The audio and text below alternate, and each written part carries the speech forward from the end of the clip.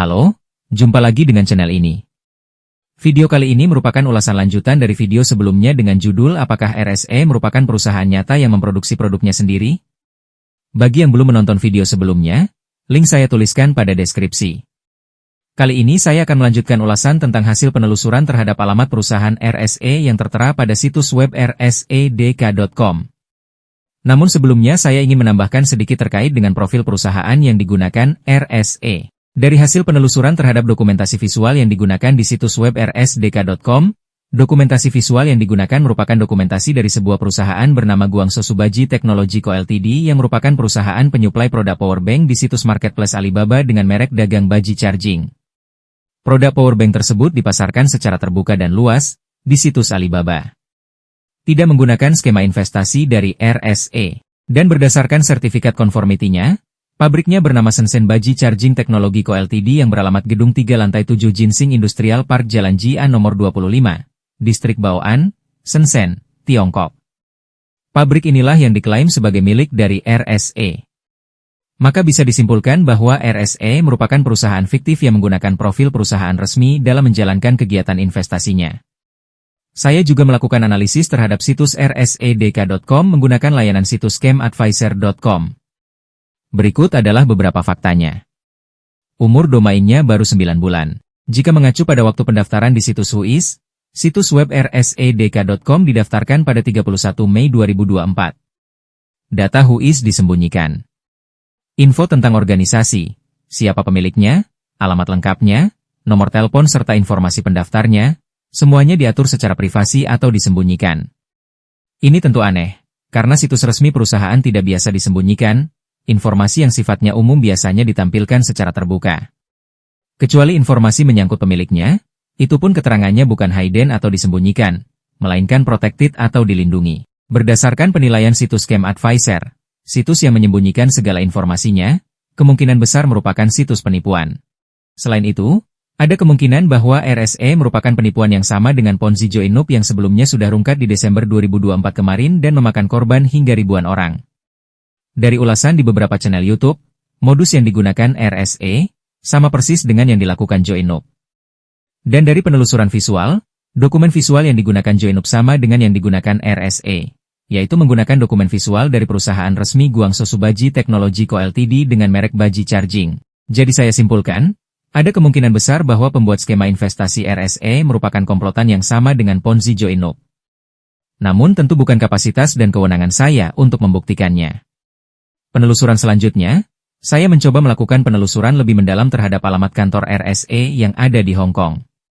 Temuan berikut sebenarnya sudah saya temukan sejak melakukan penelusuran pertama di beberapa hari yang lalu, namun baru sempat saya dalami kali ini.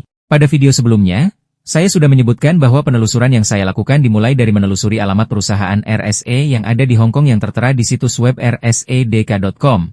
Yakni terletak di Lucky Center Jalan Wan Chai nomor 165-171 lantai 15 flat nomor 1512. Dan dari penelusuran terhadap alamat ini, ditemukan begitu banyak perusahaan yang juga menggunakan alamat ini sebagai kantornya.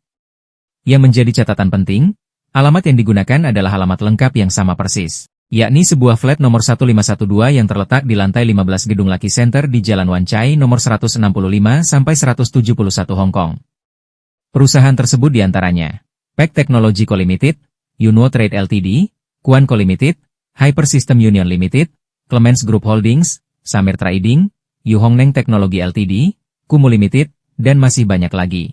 Dari penelusuran terhadap alamat inilah, ditemukan informasi yang mengejutkan, bahwa beberapa perusahaan yang menggunakan alamat yang sama dengan kantor RSE di Hong Kong tersebut, telah dijatuhkan sanksi oleh pemerintahan Amerika Serikat karena terindikasi sebagai bagian dari operasi pendanaan untuk aktivitas jaringan teroris Iran. Perusahaan-perusahaan tersebut juga terindikasi terhubung dengan beberapa orang yang menurut pemerintah Amerika Serikat sebagai bagian dari jaringan teroris Iran. Berikut adalah beberapa daftar perusahaannya.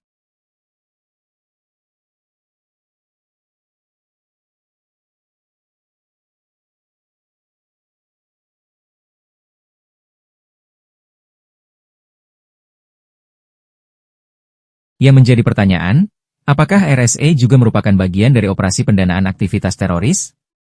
Sekali lagi, tentu itu bukan kapasitas dan kewenangan saya untuk membuktikannya, melainkan kewenangan dari otoritas pemerintah. Namun yang menjadi catatan penting, bahwa sebuah investasi bodong bisa saja digunakan untuk mendanai aktivitas kejahatan internasional yang terorganisir, salah satunya adalah terorisme.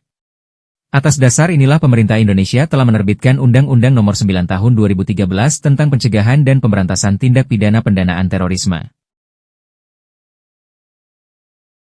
Namun terlepas dari dugaan apakah sebuah investasi skema Ponzi terkait dengan aktivitas pendanaan terorisme, skema Ponzi jelas merupakan sebuah skema penipuan yang sangat merugikan, menggerogoti dan menghancurkan kehidupan berbangsa baik dari luar maupun dalam negeri. Maka sangat disayangkan jika masih saja banyak aparat penegakan hukum yang seharusnya melindungi rakyat dari segala bentuk kejahatan, justru bergabung bahkan mempromosikan penipuan investasi skema Ponzi ini.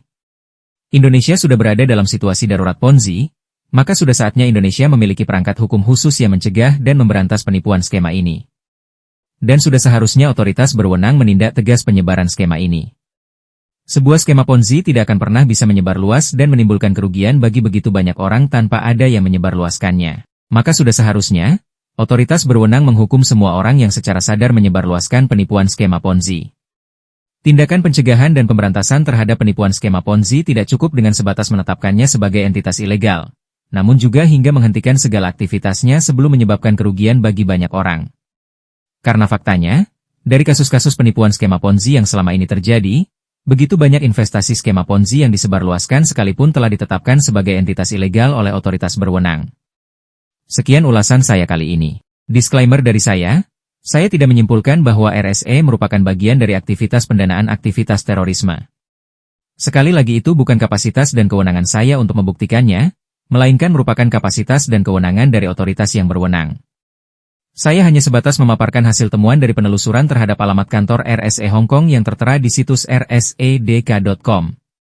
Terima kasih sudah menonton. Tetap teliti, perkuat diri dengan informasi dan pengetahuan agar tidak tertipu investasi bodong skema Ponzi.